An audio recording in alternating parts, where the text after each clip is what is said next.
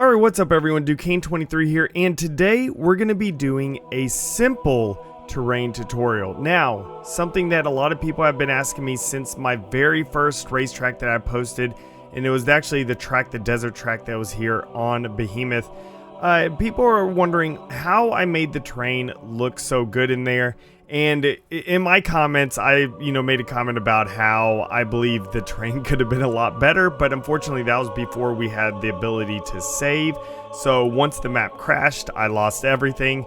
I'm just gonna go in there and do something just simple here, explain how to actually make some good looking terrain, just really easy, nothing too advanced, so everyone can make, some nice terrain and stuff. So the first thing you need to do is load up your, menu, go into the biome section, because that's where terrain will be right here. You go to terrain, and now you can choose what type of terrain that you actually want. Now, something to remember, the regular, just like, let's say you get Bowl Hill. The regular Bowl Hill is gonna be just how it is normally, but the Bowl Hill TI, the TI stands for Terrain Inheritance. That means it will inherit the terrain that's below it right now. So, what if you sit there and let's go to my favorite one on here is the Terrain Rugged. This is the one that a lot of people use. It is by far my favorite piece on here. So Terrain Rugged, I'm gonna go with TI so I can show you all the Terrain Inheritance stuff. Now, unfortunately, you have to, in this leak build, if it gets the terrain or any object that you place down gets phased in with dynamic objects, that could be weapons, that could be vehicles, that could be anything like that, it will not move. Like, you can still rotate and stuff like that and shrink it. So what I always do is shrink it down here, and then we could go ahead and move it out to a better spot, so it will not be conflicting with any of these dynamic objects down here. So there we go. Once we do that, let's go ahead and let's scale it back up here. And so you can actually see some of this terrain inheritance, the thing that I was talking about. So right here, you'll see what I'm talking about. As you move across, see how the stones, the rocks stay in the exact same spot? That's basically what happens in terrain inheritance. Like, it basically just inherits the terrain that's underneath it, and stuff. So if there's rocks and stuff underneath, it will inherit that. Now, of course, there's some things that will pick up that isn't underneath, like, why are there rocks right here whenever there's no rocks underneath? I don't know, but that's just how it is. That's how it was made. But yeah, so basically, that's what terrain inheritance is. And these are the pieces, though, that I use a lot for my, different types of terrain. It could be anything, because since you can scale, you can lower it down to make it more flat. You can just slightly raise it up, so that way it'll just have ever so slight little bumps in it. Like, see, it's not very much, just ever so slight, so it's not a perfectly flat piece of terrain. So it looks a little bit more natural, because terrain is, most of the time is never perfectly flat at all times. Like, there's slight hills, slight little bumps in the terrain. So that's the good thing to do, is to, have something like that. But let's go ahead and build something a little bit larger here, that like what I did in my racetrack there. So you can, of course, scale it up however large you want, get it to however you want. Let's go ahead and just put it, I don't know, right here. That looks good. And so let's now go ahead and duplicate it. Now, duplicating is a little wonky and stuff right now, so as you could tell, it kind of duplicated way up in the air, but that's what can you say? This is a leaked build. It is not the final build and stuff like that. So let's go ahead and keep placing this stuff down. Now, never do it exactly the same. Like right now, these are exactly the same position. Always kind of like rotate and try to change up, something. So, I flipped it at 180 degrees. So at least it'll be a little bit different. It won't all be exactly the same, which I would still, try to flip it a little bit differently there. So you can have just something a little bit better, so it's not quite as uniform whenever you're going around it, making your own terrain and stuff like that. So as I want to make this one a little bit taller, but as you can tell, this is starting to get a little little bit of lines there that won't look good, especially if you're playing on this map. Now you can hide this by doing some other things. So let's real quick try to come over here. I don't know if this will be, I don't know if I'll be able to duplicate this. Okay, cool. I was, because these are fairly large pieces. I have no idea if I was going to be able to duplicate that, but I was apparently able to. So a lot of times what I do to help cover that up, besides putting some rocks down, which that's what we'll do in a little bit, is going to get another terrain piece. And you can go ahead and shrink it down, shrink the top down so it's just, you know, not quite as flat. Bring it over and place it on top. And, you know, you can just kind of adjust it however you see fit. Like if you need to adjust the angle of it a little bit higher, go ahead and bring up some of the ground, something like this right there. So that right there looks a little bit better. Now, of course, you see this over here. So you're just going to have to adjust that however you want. You know, you could put some rocks down. That's what I do a lot of times. As I'm putting terrain pieces down, I'm like, okay, so I have this hanging piece out right here. So let's go ahead and grab in some desert rocks. And so the great thing about desert rocks, you know, in here is that they do, I love the way they look. They look fantastic. But then also, since scaling is inside this game, like scaling is a game changer for everything here. So since scaling's in here, we're able to actually, you know, change some of this stuff, make it a lot easier. Just pretty much you could take, you know, a single rock and just kind of move it around. And like I could take this rock again if I wanted to. I could scale it, like shorten it out a little bit, fatten it. You don't want to stretch it too much because then the materials get stretched. Like you don't want to do too much there. But you can stretch it out just a little bit, you know, not uniformly. If you stretch out uniformly, of course, this materials will look a whole lot better.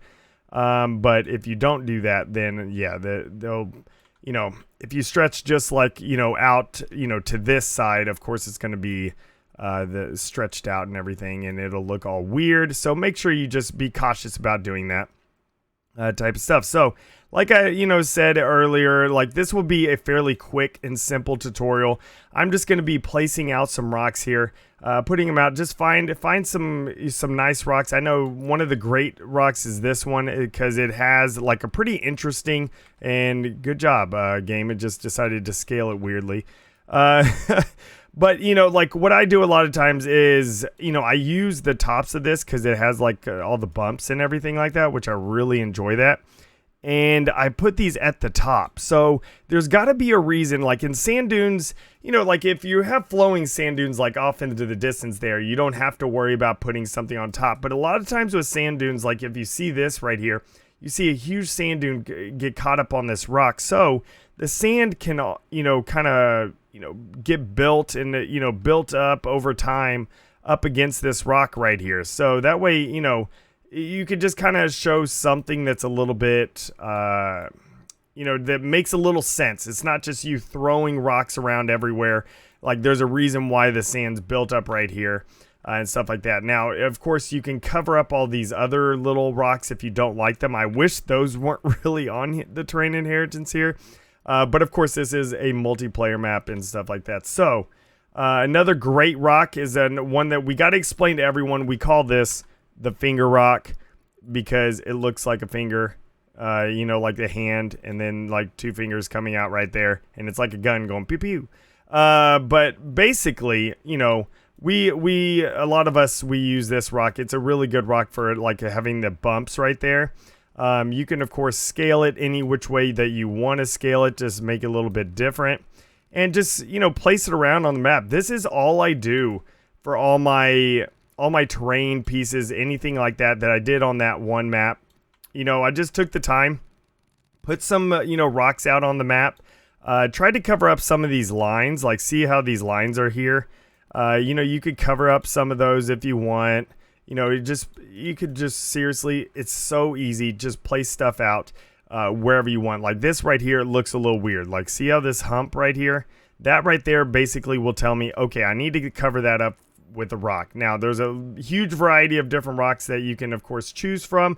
I prefer to go with certain rocks like this one right here because the top portion of it is nice and bumpy, which I prefer little bumpy rocks. Just makes everything a lot easier. Another great rock that I found that I use often, especially now that you can scale, is another rock that I use often is going to be the archway. So if you've never used the archway, or you have no idea what I'm talking about, like if you notice I didn't fully cover that up, that's because this rock didn't quite cover it exactly how I wanted to. So let's go ahead and go to the rock arch. One reason why I like the rock arch is because it has so many bumpy sides. You can use all of these sides any way you want. Like you can roll it over like this, right here, and so that way whenever you're deciding to use it, like let's say I'm gonna go ahead and cover up this right here. Okay, so here we go. Let's go ahead and move it that way. Then let's move it. Oh, I accidentally grabbed the wrong arrow. Don't do that, everyone. Don't grab the wrong arrow. But yeah, you're just going to be covering this up and just kind of make it, you know, look somewhat realistic. Like, of course, it's not going to be perfectly realistic or anything like that. But, you know, you can make it look somewhat realistic with this. So let's go ahead and scale. Let's go ahead and scale this that way, and scale a little bit this way. To just try to, you know, block a little bit of stuff there. But yeah, this is basically all I do for my terrain. Is I just find spots that look a little off, and then I'm just like, okay, I'm just gonna go ahead and, you know, throw a terrain piece on there, throw a rock to cover up the ugly looking stuff, because there's a lot of ugly looking stuff whenever you know, start building maps and everything. And that's all I sit there and do. It's fairly simple. It's not as hard as what people, you know, think it is. And I hope that this tutorial helped you, you know, just kind of form some of your simple terrain. Now, of course, I will go more advanced into some things later on. That'll be another video. But I wanted to just kind of explain a little bit, just saying, oh, hey, okay, look at this video here. You know, look at how like the easier side of things to be able to do it, because I didn't want to do something that was too complicated for the very first video. I wanted to keep it fairly simple, and so that way, you know, you can just make a nice little rock and terrain area here. Like, look at this, it's fairly simple, you know, nothing too complicated, but that's what I do with the terrain. This one right here, the terrain rugged, to me is the best terrain piece to use because it has a nice feel to it whenever you actually place it down.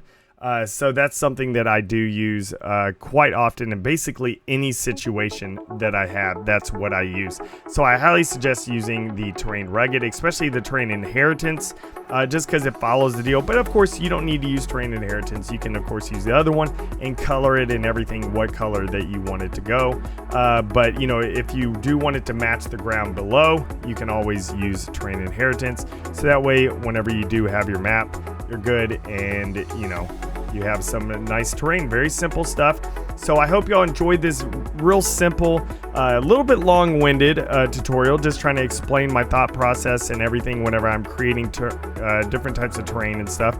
I will go into more advanced features later on, adding, you know, of course, things like vegetation and stuff like that in here. But I just wanted to get the simple, you know, the simple idea out there on how to place terrain and what I do to kind of cover up some of the mess ups in the terrain, like some of the issues like this little area right here, why I add some rocks up at the tops, because it kind of makes sense as the sand is like, you know, building up onto those rocks as the wind blows and stuff like that. So yeah, so that's a pretty simple terrain tutorial. Hope y'all enjoyed it.